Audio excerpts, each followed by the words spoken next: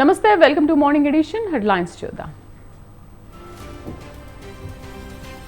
పల్నాడు అనంతపురం జిల్లాలో కొనసాగుతున్న 144 సెక్షన్. సమస్యాత్మక ప్రాంతాల్లో పోలీసుల పహారా.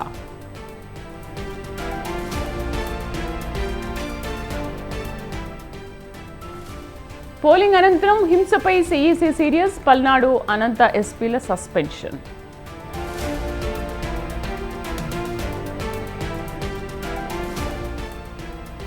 నేడు లండన్ వెళ్లనున్న ముఖ్యమంత్రి జగన్. 3 దేశాల్లో పర్యటించనున్న సీఎం.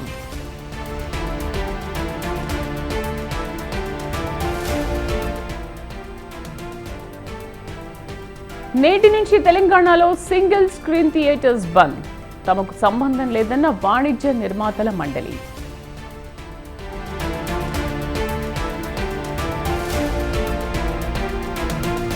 తెలుగు రాష్ట్రాలకు వర్ష సూచన. 5 రోజుల పాటు వానలు.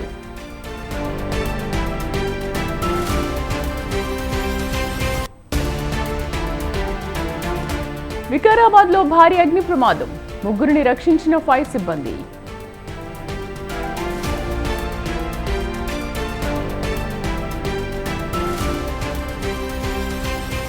రాయ్బరేలీలో సోనియా గాంధీ పర్యటన.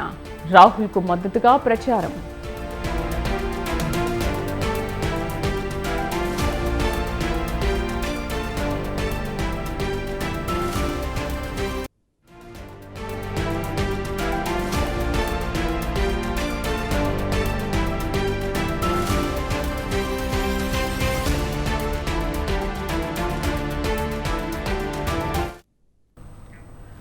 ఓ భూ వివాదంలో సినీ హీరో జూనియర్ ఎన్టీఆర్ హైకోర్టును ఆశ్రయించారు. జూబ్లీ హిల్స్ లోని ఓ ప్లాట్ విషయంలో వివాదం తలెత్తడంతో ఆయన హైకోర్టులో పిటిషన్ వేశారు. 2003లో లక్ష్మి అనే మహిళ నుంచి ప్లాట్ కొన్నారు జూనియర్ ఎన్టీఆర్. అయితే ప్లాట్ పై అప్పటికే లోన్లు తీసుకున్న లక్ష్మి విషయాన్ని దాచిపెట్టి ఎన్టీఆర్ కు అమ్మేశారు.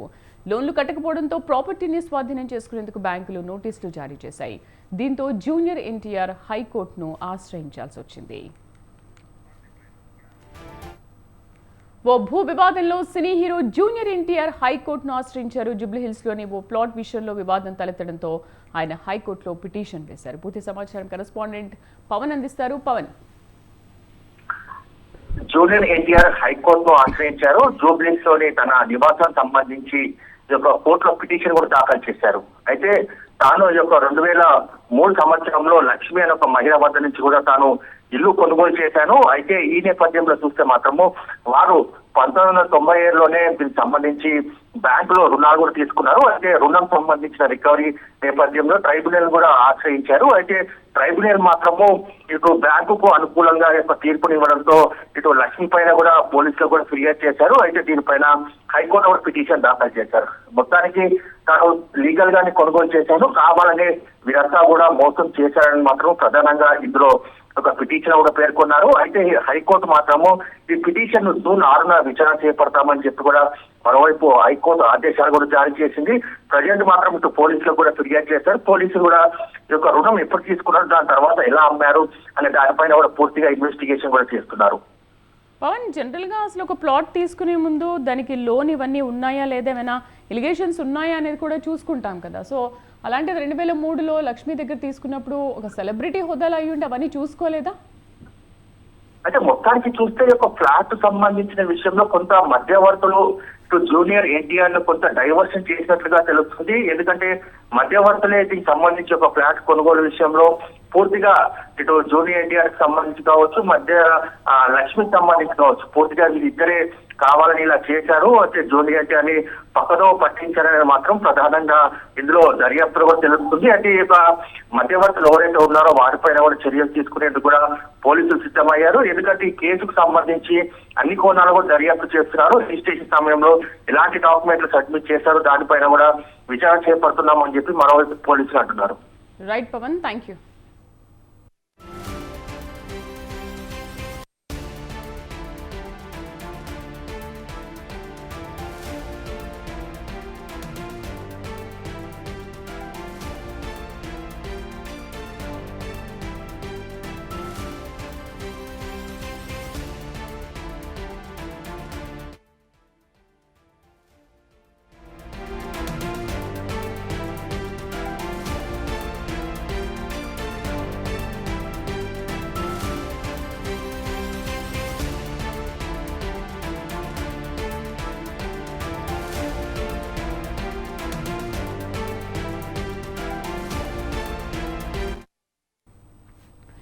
ఏపీ ఇప్పుడిప్పుడే అల్లర్ల నుంచి తేరుకుంటుంది. ఎన్నికల రోజు ఆ తర్వాత జరిగిన హింసాకాండ వల్ల రెండు పార్టీల కార్యకర్తలు గాయపడ్డారు. ముఖ్యంగా మాచర్ల, గురజాల, నర్సరావుపేట, చంద్రగిరి, జమ్మలమడుగు, తాడిపత్రిలో హింసాకాండ చోటు చేసుకుంది.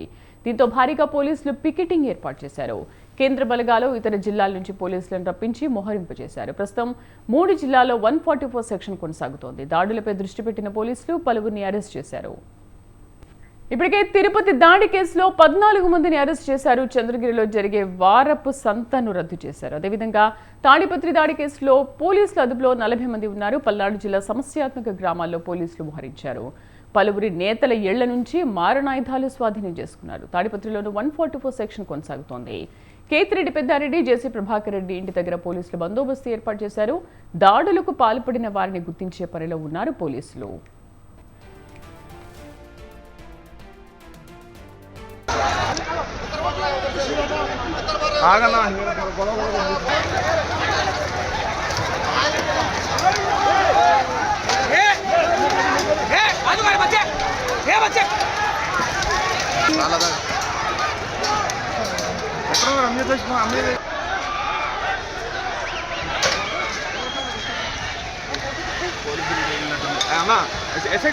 ऐसे राय జరిగింది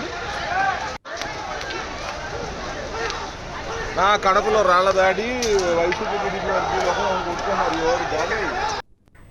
ఏపీ ఇప్పుడిప్పుడే అల్లర్ల నుంచి తేరుకుంటోంది. ఎన్నికల రోజు ఆ తర్వాత జరిగిన హింసాకాండ వల్ల రెండు పార్టీల కార్యకర్తలు గాయపడ్డారు. ముఖ్యంగా మాచర్ల, గురజాల, నర్సరావుపేట, చంద్రగిరి, జమ్మలమడుగు, తాడిపత్రిలో హింసాకాండ చోటు చేసుకుంది. దీంతో భారీగా పోలీసులు పికెటింగ్ ఏర్పాటు చేశారు. పూర్తి సమాచారం కరెస్పాండెంట్ వీరాస్వామి అందిస్తారు. వీరాస్వామి, అనంతపురం, పల్నాడు, తిరుపతి అని కాకుండా ఓవరాల్గా ఏపీ అంతటా కూడా అల్లర్లు ఏమైనా అదుపులోకి వచ్చాయా? 144 సెక్షన్ ఎప్పటి వరకు అమల్లో ఉంటుంది? అండ్ దాడికి పాల్పడిన వాళ్ళ విషయంలో పోలీసులు ఇన్వెస్టిగేషన్ ఎలా ఉంది? అసలు ఏమైనా క్లూస్ దొరికాయి ఇప్పటి వరకు?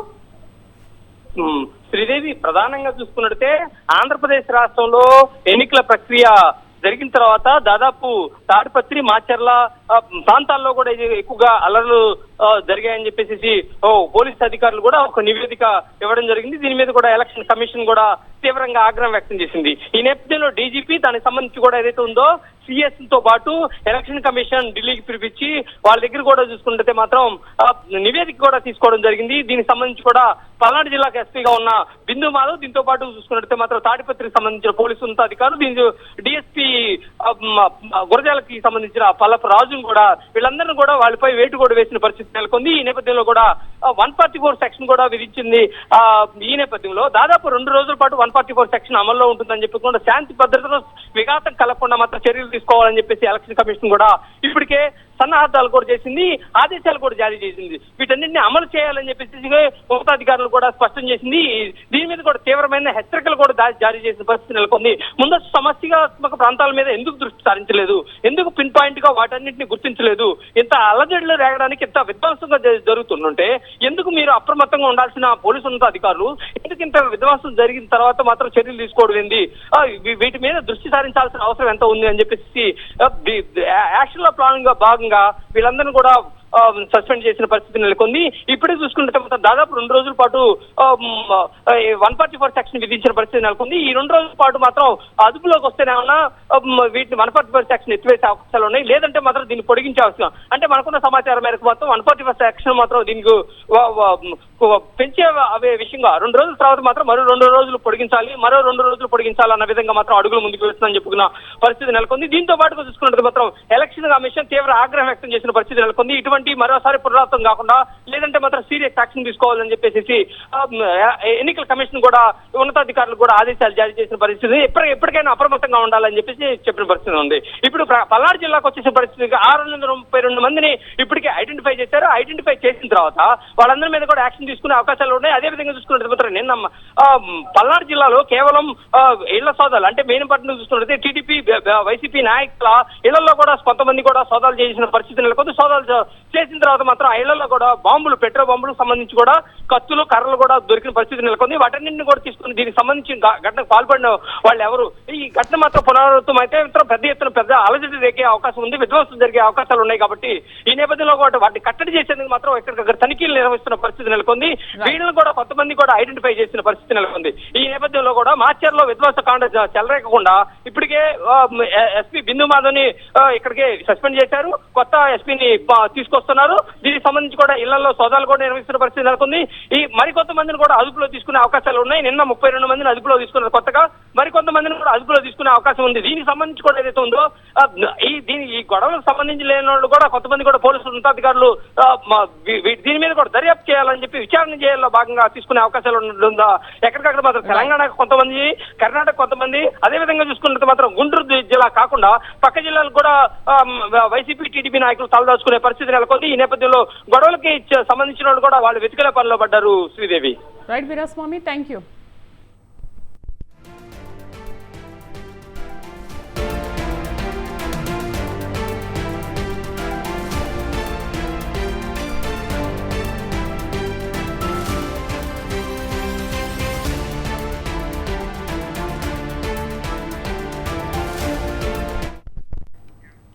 ఏపీలో పోలింగ్ రోజు ఆ తర్వాత చెలరేగిన హింసాత్మక ఘటనలను చాలా సీరియస్ గా తీసుకున్న కేంద్ర ఎన్నికల సంఘం చర్యలు చేపట్టింది. AP CS Jawahar Reddy, DGP Harish Kumar Gupta వివరణ అనంతరం పలు చర్యలు తీసుకుంది. పల్నాడు, అనంతపురం జిల్లాల ఎస్పీలపై సస్పెన్షన్ వేటు వేసింది. అలాగే తిరుపతి ఎస్పీ, పల్నాడు జిల్లా కలెక్టర్తో పాటు అనంతపురం, తిరుపతి డీఎస్పీలపై కూడా సస్పెన్షన్ వేటు వేసింది. మరోవైపు 3 జిల్లాల్లో 12 మంది కింది స్థాయి అధికారులను కూడా సస్పెండ్ చేసింది.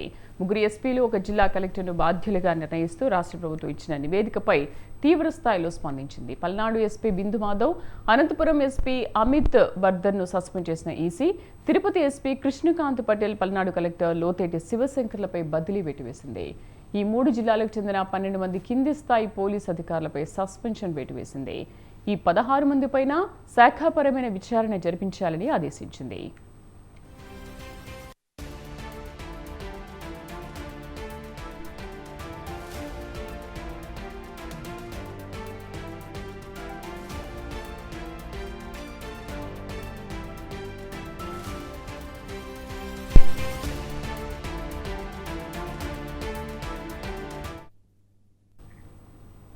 ఈ బులెటిన్ అప్డేట్స్, మరిన్ని అప్డేట్స్తో మరో బులెటిన్లో మళ్ళీ కలుద్దాం. Stay tune.